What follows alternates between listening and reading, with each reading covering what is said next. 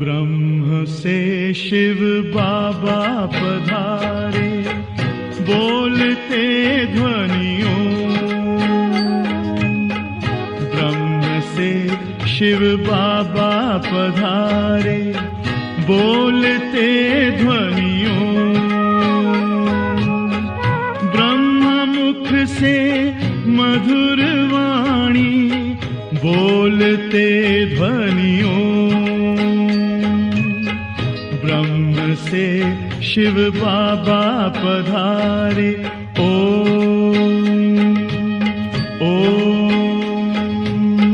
ओम शांति। आज 27 जून 2024 बाबा के महावाक्य हैं। मीठे बच्चे, तुम्हें शरीर से अलग होकर बाप के पास जाना है। तुम शरीर को साथ नहीं ले जाएंगे, इसलिए शरीर को भूल आत्मा को देखो। प्रश्न है, तुम बच्चे अपनी आयु को योग बल से बढ़ाने का पुरुषार्थ क्यों करते हो? उत्तर है, क्योंकि तुम्हारी दिल होती है कि हम बाप द्वारा सब कुछ इस जन्म में जान जाएं, बाप द्वारा सब कुछ सुन लें। इसलिए तुम योग बल से अपनी आयु को बढ़ाने का पुरुषार्थ करते हो। अभी ही तुम्हें बाप से प्यार मिलता है। ऐसा प्यार फिर सारे कल्प में नहीं मिल सकता। बाकी जो शरीर छोड़कर चले गए, उनके लिए कहेंगे ड्रामा। उनका इतना ही पाठ था। ओम शांति। बच्चे जन्म जन्मांतर और सत्संगों में गए हैं और यहाँ भी आए हैं। वास्तव में इसको भी सत्संग कहा जाता है। सत का संग तारे बच्चों के दिल में आता है। हम पहले भक्ति मार्ग के सत्संगों में जाते थे और अभी यहाँ बैठे हैं। रात दिन का फर्क भासता है। यहाँ पहले पहले तो बाप का प्यार मिलता है, फिर बाप को बच्चों का प्यार मिलता है। अभी इस जन्म में तुम्हारी चेंज हो रही है। तुम बच्चे समझ गए हो, हम आत्मा है न कि शरीर।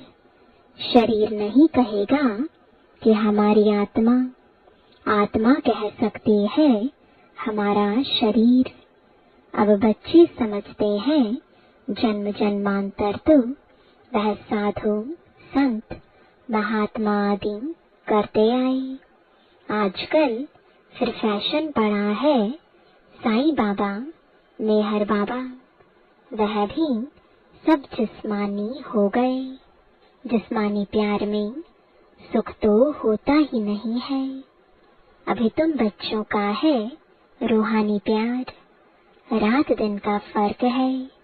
यहाँ तुमको समझ मिलती है, वहाँ तो बिल्कुल बेसमझ है। तुम अभी समझते हो, बाबा आ करके हमको पढ़ाते हैं। वह सबका बाप है। मेल तथा फीमेल सब अपने को आत्मा समझते हैं। बाबा बुलाते भी हैं, हे बच्चों। बच्चे भी रिस्पॉन्स करेंगे। यह है बाप और बच्चों का मेला। बच्चे जानते हैं यह बाप और बच्चों का, आत्मा और परमात्मा का मेला एक ही बार होता है। बच्चे बाबा बाबा कहते रहेंगे। बाबा अक्षर बहुत मीठा है। बाबा कहने से ही वर्षा याद आएगा। तुम छोटे तो नहीं हो। बाप की समझ बच्चे को जल्दी पड़ती है। बाबा से क्या वर्षा मिलता है, वह छोटा बच्चा तो समझ ना सके। यहाँ तुम जानते हो कि हम बाबा के पास आए हैं। बाप कहते हैं, हे बच्चों, तो इसमें सब बच्चे आ गए। सब आत्माएं घर से यहाँ आती हैं पाठ बजाने। कौन कब पाठ बजाने आते हैं, यह भी बुद्धि में है। सबके सेक्शन अलग अलग हैं, जहाँ से आते हैं। फिर पिछाड़ी में सब अपने अपने सेक्शन में जाते हैं। यह भी सब ड्रामा में नोंद है। बाप किसको भेजते नहीं हैं, ऑटोमेटिकली यह ड्रामा बना हुआ है। हर एक अपने अपने धर्म में आते रहते हैं। बुद्ध का धर्म स्थापन हुआ नहीं है तो कोई उस धर्म का आएगा नहीं। पहले पहले सूर्यवंशी चंद्रवंशी ही आते हैं।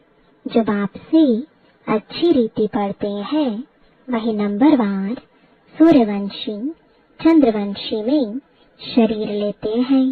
वहाँ विकार की तो बात नहीं।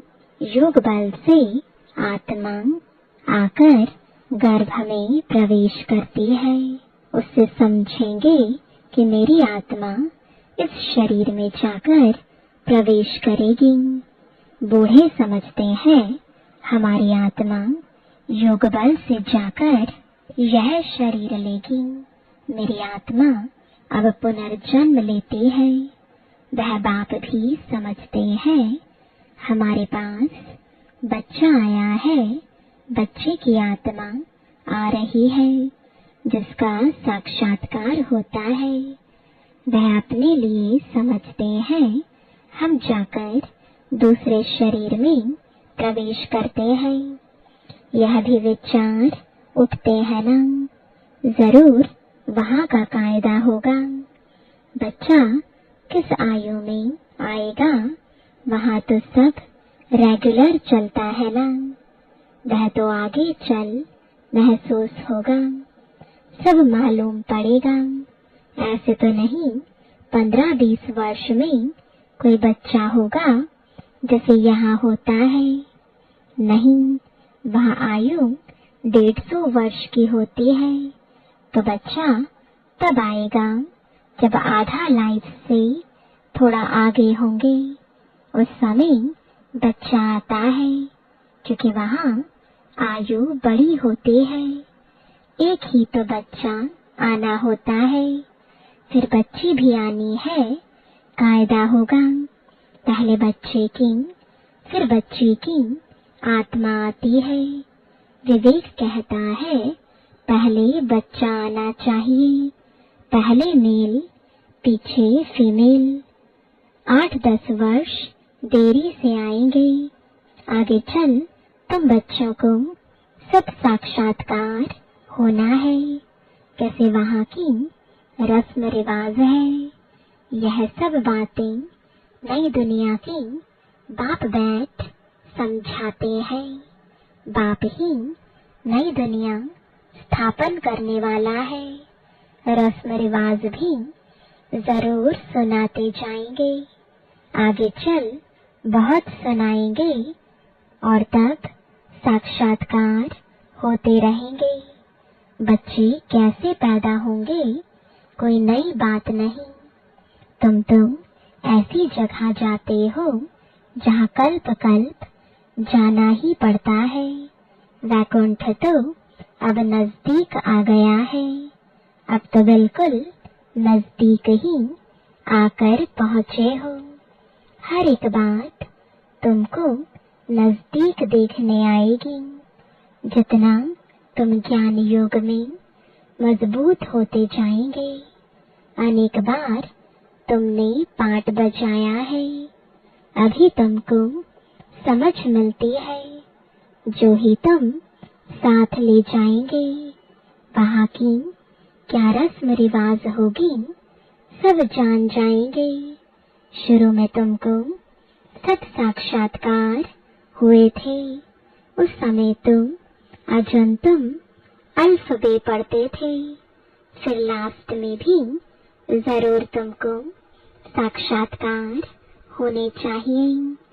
तो बाप बैठ सुनाते हैं, वह सब देखने की चाहना तुमको यहाँ होगी। समझेंगे कहाँ शरीर ना छूट जाए, सब कुछ देख कर जाए। इसमें आयु बढ़ाने के लिए चाहिए योग बल। जब आपसे सब कुछ सुने, सब कुछ देखें, जो पहले से गए उनका चिंतन नहीं करना चाहिए। वह तो ड्रामा का पार्ट है, तकदीर में नहीं था ज्यादा बाप से लव लेना। क्योंकि जितना जितना तुम सर्विसेबल बनते हो तो बाप को बहुत बहुत प्यारे लगते हो।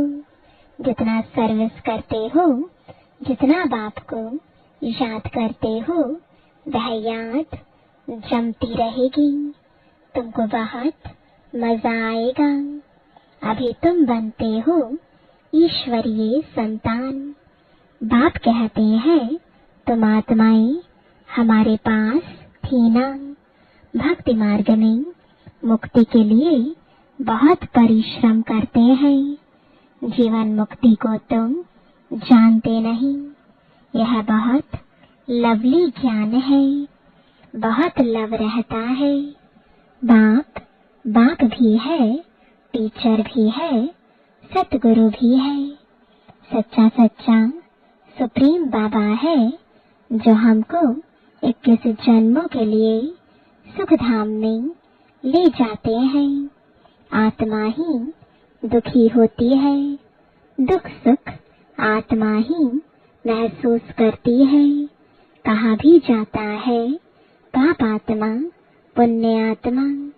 अभी बाप आए हैं हमको सभी दुखों से छुड़ाने। अभी तुम बच्चों को बेहद में जाना है। सब सुखी हो जाएंगे, सारी दुनिया ही सुखी हो जाएगी। ड्रामा में पार्ट है, उनको भी तुम समझ गए हो। तुम कितना खुशी में रहते हो। बाबा आया है हमको स्वर्ग में ले चलने लिए। हम सब आत्माओं को स्वर्ग में ले जाएंगे। बाप धैर्य देते हैं, मीठे मीठे बच्चों, मैं तुमको सब दुखों से दूर करने आया हूँ। तो ऐसे बाप से कितना प्यार होना चाहिए। सभी संबंधों ने तुमको दुख दिया है।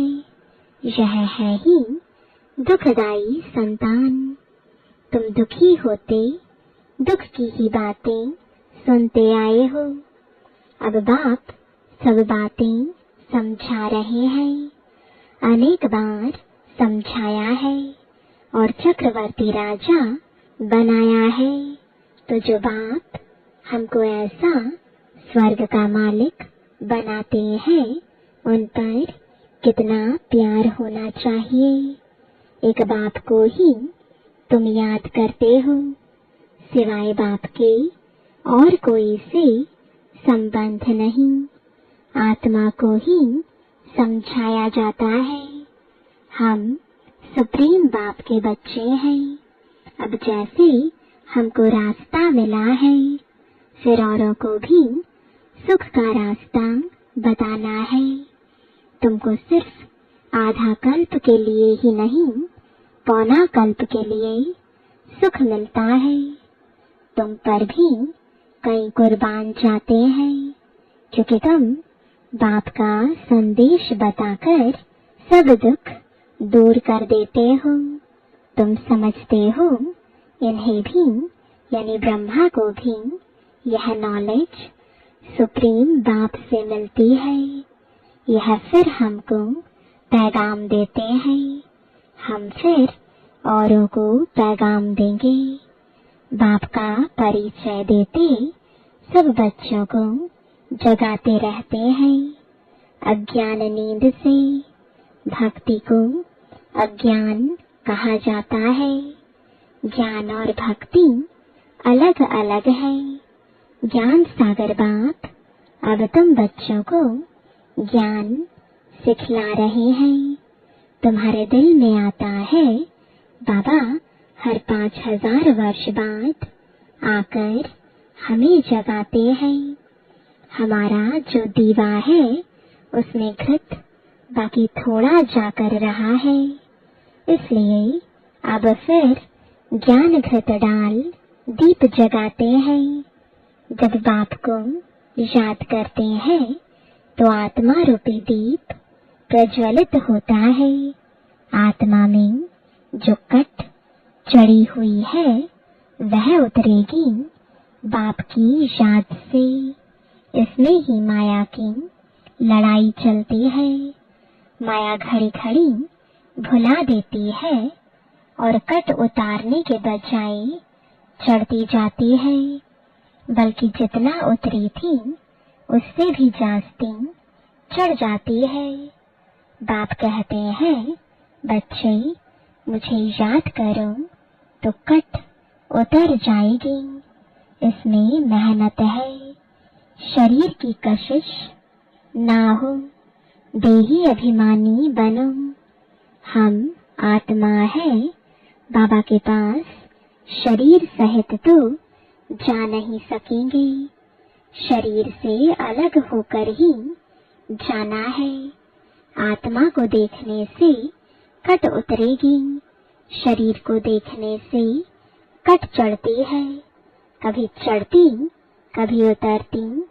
यह चलता रहता है, कभी नीचे कभी ऊपर। बड़ा नाजुक रास्ता है। यह होते होते पिछाड़ी में कर्मातीत अवस्था को पाते हैं। मुख्य हर बात में आंखें ही धोखा देती हैं। इसलिए शरीर को ना देखो। हमारी बुद्धि शांति धाम सुख धाम में लटकी हुई है और दैवी गुण भी धारण करने हैं। भोजन भी शुद्ध खाना है। देवताओं का पवित्र भोजन है। वैष्णव अक्षर विष्णु से निकला है। देवता कभी गंदी चीज थोड़े ही खाते होंगे। विष्णु का मंदिर है जिसको नर नारायण भी कहते हैं। अब लक्ष्मी नारायण तो साकारी ठहरे। उनको 4 भुजा होनी नहीं चाहिए, परंतु भक्ति मार्ग में उनको भी 4 भुजा दी है। इसको कहा जाता है बेहद का अज्ञान। समझते नहीं कि 4 भुजा वाला कोई मनुष्य तो हो नहीं सकता। सतयुग में 2 भुजा वाले होते हैं। ब्रह्मा को भी 2 भुजाएं हैं। ब्रह्मा की बेटी सरस्वती, उनको फिर मिलाकर 4 भुजा दी है। अब सरस्वती कोई ब्रह्मा की स्त्री नहीं है, यह तो प्रजापिता ब्रह्मा की बेटी है। जितने बच्चे एडॉप्ट होते जाते हैं उतनी इनकी भुजाएं बढ़ती जाती हैं। ब्रह्मा की ही 108 भुजाएं कहते हैं। विष्णु व शंकर की नहीं कहेंगे। ब्रह्मा की भुजाएं बहुत है। भक्ति मार्ग में तो कुछ समझ नहीं। बाप आकर बच्चों को समझाते हैं। तुम कहते हो बाबा ने आकर हमको समझदार बनाया है। मनुष्य कहते हैं हम शिव के भक्त हैं। अच्छा, तुम शिव को क्या समझते हो?